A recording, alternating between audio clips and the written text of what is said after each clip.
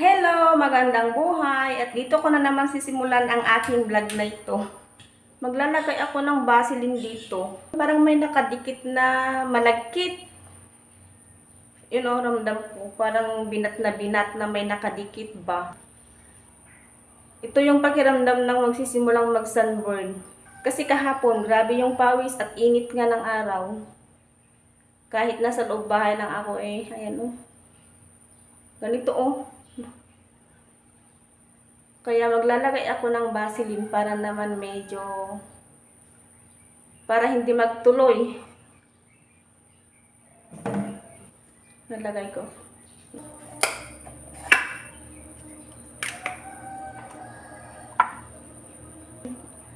Virgin na virgin, di pa nagagamit. Bagong bili kasi.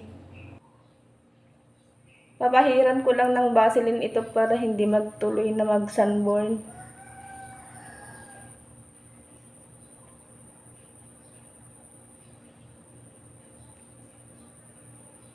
Grabe naman kasi ang init. Kahapon, mga 37 degrees ang init kahapon. Kaya kahit nakaupo ka lang, tagaktak ang pawis. Kaya eto ang ending. Ayun nga, sa mga katulad kong pawisin, ayan, magkakasunburn pa yata. Nasa loob bahay lang naman. Hindi babad sa araw. Ayan. Dito grabe oh. Parang kumapal yung balat ng aking mukha. Well, ayos na. Salamat sa Vaseline. Petroleum jelly. Sana naman. Chat.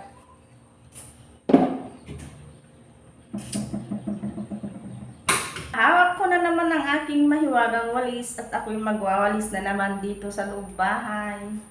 At dito ko sisimulan sa isang kwarto. Dito ako magsisimulan magwalis. Diyan lang po kayo.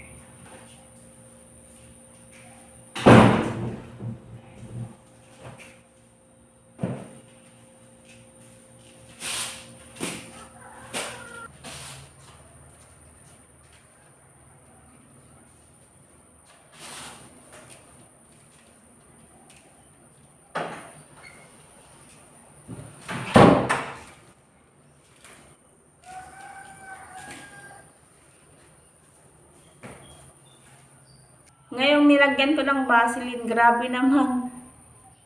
Ang init. Mainit na nga ang panahon, mainit pa. Oh, tignan nyo naman oh. 2 kwarto pa lang ang nawawalisan ko. Nagsisimula na akong maligo ng pawis.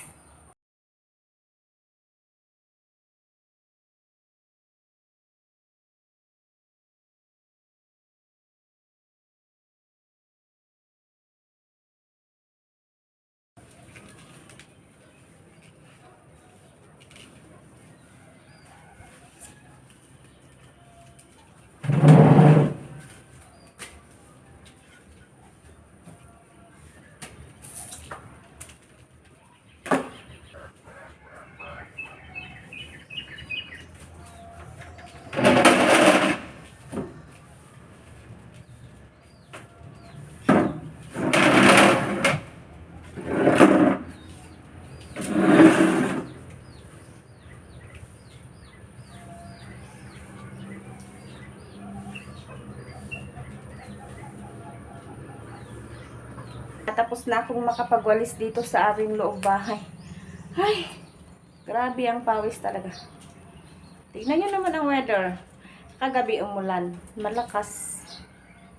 Mga alas 8. Medyo mainit kahit na umulan kagabi.